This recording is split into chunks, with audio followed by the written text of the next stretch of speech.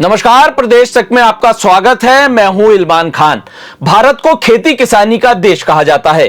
खेती हमारे देश की रीढ़ मानी जाती है। अनाज की पैदावार में भारत ने नई बुलंदियां हासिल कर ली हैं, लेकिन कृषि लागत में बेतहाशा इजाफा हुआ है। ऐसे में किसानों की हालत उतनी नहीं बदली जितनी बदलनी चाहिए।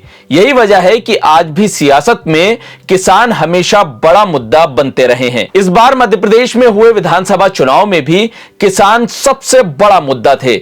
एमपी में 17 नवंबर को मतदान हो चुका है और 3 दिसंबर को नतीजे आएंगे। राज्य में सरकार किसी की भी बने, एक बात तो तय है कि इस बार किसानों को बड़ी सौगात मिलने जा रही है। मध्य प्रदेश में राजनीतिक दलों ने चुनाव से पहले किए अपने वादों पर अगर अमल किया तो किसानों के अच्छे दिन आना तय है। फसलों के बड़े न्यूनतम समर्थन मूल्य यानी एमएसपी की बात हो या फिर कर्ज माफी की या फिर सिंचाई के लिए मुफ्त बिजली देने का वादा, बीजेपी और कांग्रेस दोनों ही पार्टियों ने किसानों को लेकर कई बड़ी घोषणाएं की हैं। राज्य में इस बार बीजेपी और कांग्रेस के बीच जोरदार टक्कर है। किसानों को लेकर सबसे पहले आपको बताते हैं कि बीजेपी की सरकार बनी तो क्या लाभ होगा। अगर बीजेपी की सरकार बनती है तो किसानों को बड़ी सौगातें मिलेंगी। भारतीय जनता पार्टी ने अपने संकल्प पत्र में किसानों को लेकर कई वादे किए हैं।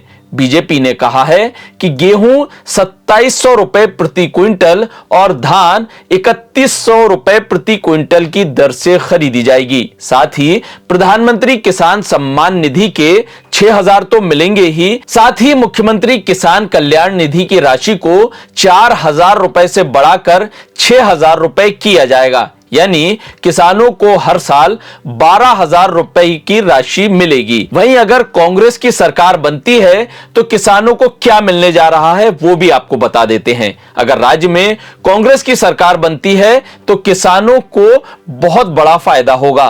कांग्रेस ने अपने घोषणा पत्र में कहा है कि अगर प्रदेश में कांग्रेस सरकार आई तो किसानों का 2 लाख रुपए तक का कर्ज माफ किया जाएगा। गेहूं 2600 रुपए प्रति क्विंटल और धान 2500 रुपए प्रति क्विंटल की दर से खरीदी जाएगी। सिंचाई के लिए 5 हार्स पावर तक का बिजली का बिल माफ, 10 हार्स पावर तक का बिजली का बिल हाफ और बकाया बिल भी माफ करने का वादा कांग्रेस ने किया है। मेरा तालाब मेरा खेत, मेरा कुआं मेरा खेत और मेरा ट्रांसफर मेरा खेत जैसी योजनाओं के लिए 2 लाख तक के ऋण माफ किए जाएंगे।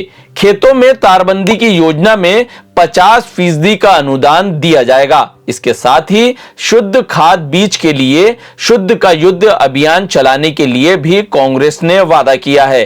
दरअसल कांग्रेस और बीजेपी दोनों ही मध्य प्रदेश में किसानों को अपने पाले में लाने की भरसक कोशिश कर रहे हैं। इसकी वजह है राज्य में किसानों की अच्छी खासी तादाद। यही वजह है कि समर्थन मूल्य से लेकर किसानों से जुड़े मुद्दों को लेकर दोनों ही पार्टियों ने अपने घोषणा पत्र में भरपूर जगह दी है। कांग्रेस और बीजेपी किसानों के जरिए लंबी लकीर खींच रहे हैं। मौजूदा दौर में केंद्र सरकार में गेहूं 2275 रुपए प्रति क्विंटल और धान का समर्थन मूल्य 2143 रुपए तय किया है। फसलों का न्यूनतम समर्थन मूल्य तय करने का अधिकार केंद्र सरकार के पास होता है। आपको बता दें, विधानसभा चुनाव के ठीक 6 महीने के बाद लोकसभा चुनाव होने हैं। ऐसे में इसकी तैयारियां अभी से शुरू हो जाती हैं। धान का सीजन चल रहा है और लोकसभा चुनाव तक बाजार में गेहूं भी आने लगेगा। ऐसे में दोनों पार्टियों का फोकस